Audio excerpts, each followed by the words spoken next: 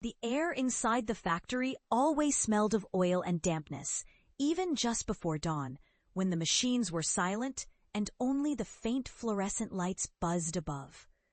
That morning, the floor was splitting with voices in the dim blue half-light, and my shirt clung to me, stale with sweat, part work, part nerves.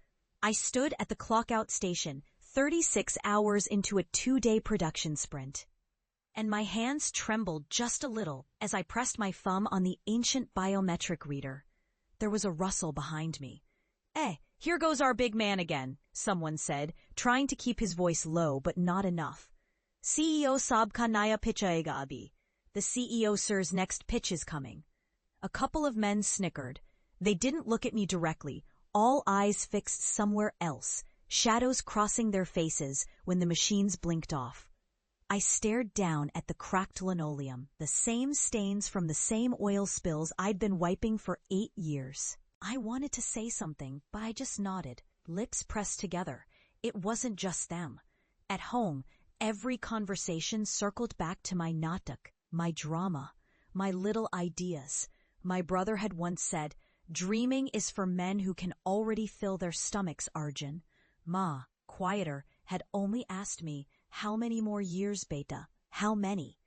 I walked out into the muggy Mumbai dawn as boilers let off heat behind me, the sun a watery stain over the railway tracks. Stillness only lasted until the world filled with horns and shouting, but a strange dignity kept me walking, head held high, even as my heart twisted underneath. I took the slow train to Dadar, jostling between office-goers and vendors even though my shift had ended. My rucksack, a freebie from some forgotten bank, held only a cheap second-hand laptop, some notebooks, and a USB modem half the time dead. To anyone else, the contents looked like junk, but to me, those were the bones of my hope. At home, Ma scraped burnt rice into a bowl, not meeting my eyes. My brother left early, muttering about overtime, never about dreams. I stayed seated on our chipped plastic chair, powering my laptop off barely there Wi-Fi, and once again wrote code until the slum nearby came alive with shouts and the day's heat crept over the city like a thick, unmoving skin. I'd built my own SaaS product, business messaging, job tracking, a few widgets. Ugly, hardly market-ready, but mine. I told anyone who would listen. When I described a future where factories could run logistics with one click, or a shop owner could double sales with my dashboard, neighbors' mouths twisted into faint, polite smiles. My uncle came for tea and asked, "So, how much is your app making?" It stung every time. No one saw what I saw. No one wanted to. For every launch email sent, every cold LinkedIn message to strangers I still addressed as sir or ma'am, there were no replies or a single word uninterested. The phone company cut our lines twice. I watched a girl down the lane look past me as she laughed with someone else. Raju, who ran a bike shop, who had respect. Some nights I dreamt of escape, of glass buildings along BKC, of respect, of silence from the mockers. Other nights, I just wanted the harassment to stop so I could chase the thing I'd seen. One morning, Ma found me asleep at the kitchen table, a half-written pitch open on the laptop. "Kitna karega, Arjun?" she asked, her voice gentle. "How much will you keep doing?" Her hands shook as she poured chai. "Bus ek mauka chahiye. Just one chance, Ma." I forced a smile.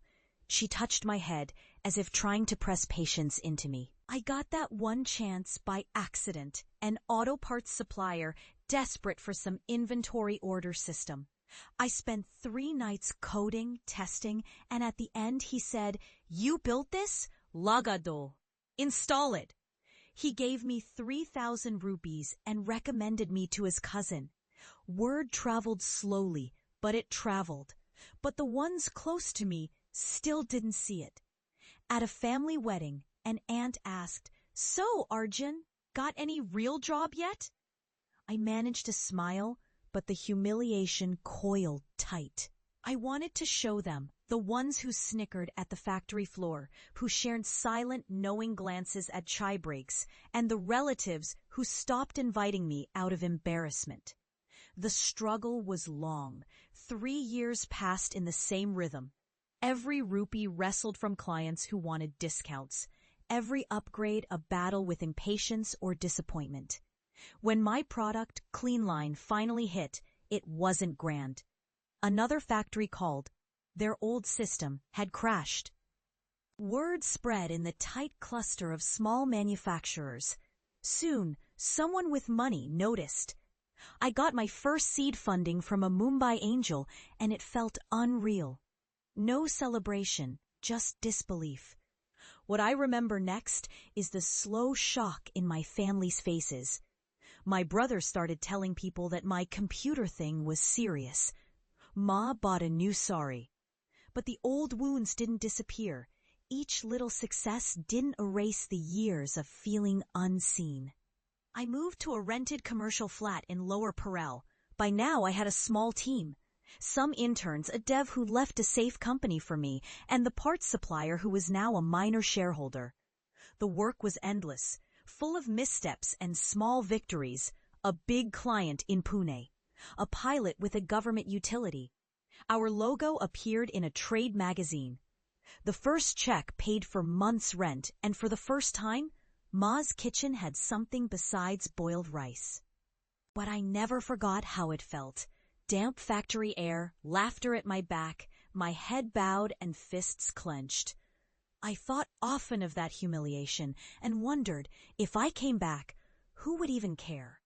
5 years after my last shift at the factory, I drove my first car, a battered used sedan, back towards the same red brick building at the city's edge. The plant hadn't changed much. Still grime and metal, the same broken fence, the yellowed sign, half missing letters. I wore a pressed shirt, though my heart pounded as if I'd never left. Ma sat in the passenger seat, in her blue sari, hands fidgeting. My brother insisted on coming too, standing taller than he had in all those quiet years. The factory was running, shifts changing. Workers shuffled, voices loud, excited. Some knew me, most didn't. But when I stepped inside with a folder marked CleanLine Digital, the management sat up straighter. The new head of production, a younger man than before, but with the same sly eyes as the ones who'd mocked me, looked me up and down. "You want to sell to us now?" he asked, as if smelling a scam. I felt a pulse of anger, then let it pass. "I've built a system, production management, inventory, real-time analytics. The plant can double efficiency." I handed over the laptop. He scrolled through the dashboard, unimpressed at first. A few workers, faces I recognized, whispered at the back. "Where's the proof, Beta?" the manager asked, the contempt barely hidden. I signaled my team. They rolled in a portable screen, set up a live demo using their current numbers. I walked him through, voice steady, sweat on my back. As he watched, something shifted. He pointed. "That order? We missed it last week." The dashboard flagged it. Late milestone, automated reminder sent. He clicked further. The screen displayed savings projections, scheduled maintenance alerts, purchase needs. Word spread fast. Factory workers started gathering, craning their necks. Mr. Ghosh, our old supervisor, pushed his way in front. "This you, Arjun?" he asked, disbelief in his stare. I nodded. "Built from scratch."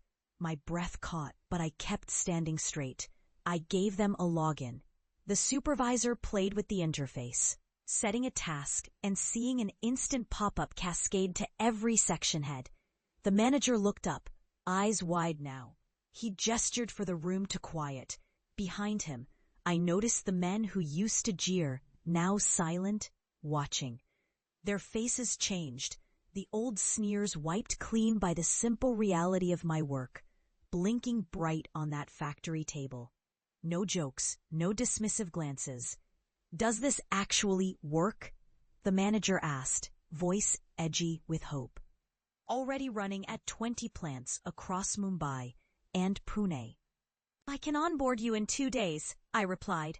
There was a catch in my voice, pride and fear mingling, but unmistakably I belonged there now. Ghosh squeezed my shoulder awkwardly, as if unsure whether to congratulate or apologize. "Shabash, beta. Well done." One of the men at the back, Rajiv, looked at me, then at the others, and cleared his throat. "I thought you were wasting your life," he said. "Factory work is all I ever knew. But you," his eyes darted down, "you saw something." For the briefest moment, old feelings swept over me, the early mornings, the cheap jokes, belonging for recognition. But as I stood in that smoky plant office, the humiliation didn't sting anymore. Not because they were impressed or apologetic, but because I'd stopped needing their approval. I'd seen it on my own. Dignity had carried me further than resentment ever could.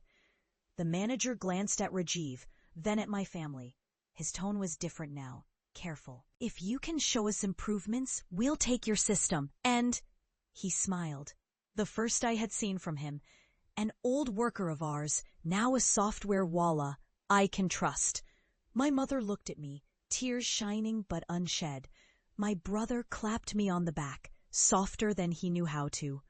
Outside, the air was thick again, but as we stepped into the sunlight, I lit up from within. It hit me that everything I'd struggled through, the teasing and discouragement, the invisible struggle for a chance had led here, not to defeat my doubters, but to prove, quietly, to myself, that reaching further was never really foolish at all. A week later, after deployment, we hosted a demo day in the factory's mess hall. The screen flashed charts and numbers. Line supervisors queued to log feedback, and engineers nodded, watching features they'd requested come to life. I watched from the side. My name murmured through the crowd by men whose laughter once made me shrink. Clients from Pune dropped by, walking the floor with factory bosses. I overheard one. "Arjun runs the best solution I've seen." That evening, as the sun hung low over the railway, I wandered past the old clock-out booth. For a second, I saw my younger self again, fists clenched, lonely, uncertain if the world held any place for dreamers. My hands felt the smooth edge where my thumb had pressed every morning. I realized my story had been shaped by rejection, but completed by return. Coincidence or fate, I chose to believe it was grit. Either way, when I looked back, the world didn't seem smaller anymore. Neither did I. I walked home alongside Ma and my brother in contented silence. The city's noise, all its roughness and ridicule,